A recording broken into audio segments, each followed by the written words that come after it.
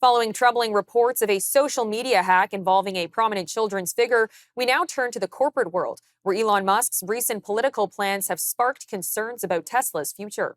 Tesla is once again in the spotlight, but not for its vehicles. The company's stock plunged nearly 7%, wiping out $68 billion in value after CEO Elon Musk announced plans to launch a new political party, which he's called the American Party. This has raised serious concerns among investors about Musk's focus and Tesla's future. Today, we're diving into the business implications of Musk's growing list of priorities, his promises to the board, and what it could all mean for Tesla's leadership and long-term stability. Joining us now to unpack this is Brendan Caldwell, Director of Caldwell Securities Ltd. Brendan, thank you for the time today. Thank you. I'm not sure how I follow your Elmo segment, but always good to hear your voice there, Theresa.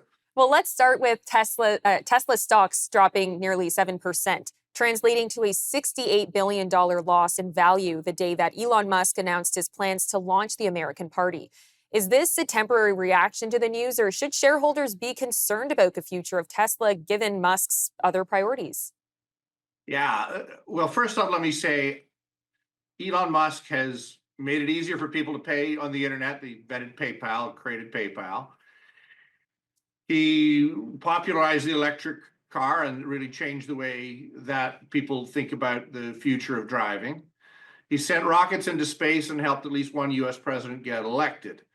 So my criticisms are chirping from the side. He's done a lot, whatever one thinks of him. All that is the preamble to a great big but.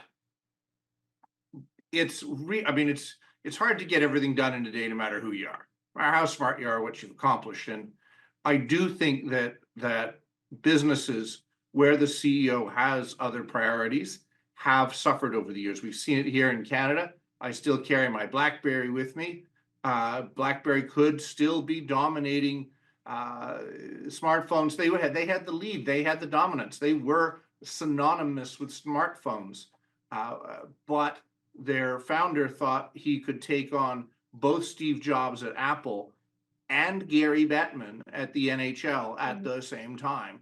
And he didn't get his NHL franchise, and Apple is now synonymous with the leading edge in smartphones. So just because you have the first mover advantage doesn't mean there aren't other smart people that are hyper focused on dislodging you. So I do think that having more than one focus, or at least having more than one focus that so dominates not only your time but the headlines, is very challenging for any CEO, no matter how smart you are. Well, Musk has done a lot, as you've just mentioned, but he also promised Tesla's board of directors back in April that he'd refocus on Tesla. So how are broken promises like that viewed in the business world? Well, they're usually reframed. No, what I meant was, so what I think he said, well, I know, so I didn't answer your first question, which was, is the reaction temporary? Well, it has been temporary since the America, it's not America First Party, New America Party, whatever the new party is that Musk is proposing to create was announced. The stock has bounced back and gained back the losses that it had on the day.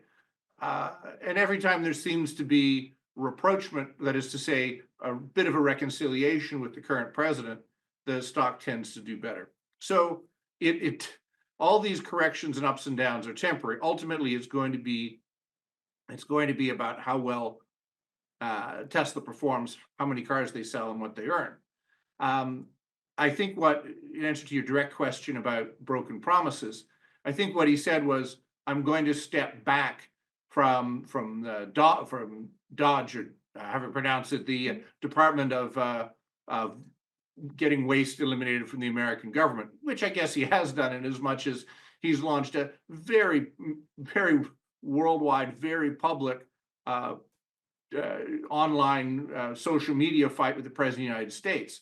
And what we've seen for the last, several hundred years, when money and power take each other on in a direct competition, power usually wins. In American context, you've seen the breakup of Standard Oil when Rockefeller took on Teddy Roosevelt.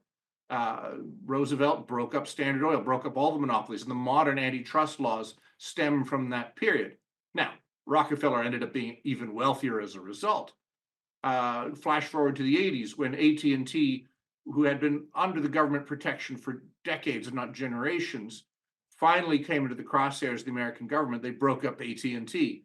When money and power compete, political power usually wins. I think there should be a cautionary tale for Musk. I mean, this current president will only be in for a while, but I don't know that the next president is going to be predisposed to the guy that helped get Trump elected. Now, the board of directors has a legal responsibility to represent its shareholders. Given the public outcry, do you see a change in leadership being made? Probably not. At least not until Mr. Musk is ready. He owns, I think, at this point, an eighth of Tesla stock, which is a big chunk, not a controlling chunk, but a big chunk. I believe that he was supposed to get more stock as part of a incentive package, and that's still working its way through the legal machinations. He would yet have an even bigger chunk if that were the case. So he wouldn't be an easy one to necessarily dislodge from a shareholder vote point of view. And given that much of the board has a personal loyalty to him, I don't think the board will replace him, barring some other issue. To go back to your earlier segment, I think he was too young to be in the Epstein files, so I don't think that's going to be a problem. But yeah, having a CEO that's focused on your company is really the ideal thing for both the directors and for shareholders. And by keeping Musk on as the CEO, how much does that affect Tesla's future? Is Tesla's success dependent on Musk's leadership, or could it flourish with a new CEO? Well, a very good client of mine said there is a reason that Musk keeps only one of his companies public. So as a way to invest or to back all of what Mr. Musk is doing, people can vote with buying Tesla stock, not SpaceX or any of the other ventures that he has on. So as a proxy on Musk, that's what Tesla stock is. So I do think that aligning himself so directly with the president may have, in his mind, been a good thing for the country, but I don't think it's a particularly good thing for Tesla shareholders, because the very people buying Tesla cars are not rarely the people that are buying, they're voting for Donald Trump. So Tesla buyers and Trump voters don't tend to have a huge amount of overlap. So he did do a lot to alienate his base. So stepping back from the Trump presidency was probably a good thing. Focusing on the business would probably be a good thing.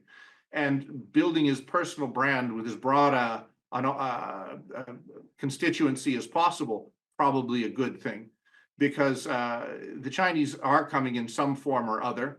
Other competitors in the electric vehicle business are coming. So to the extent that Tesla is an electric car company, I think it's going to have to keep competition both now and in the future in mind. Think about BlackBerry.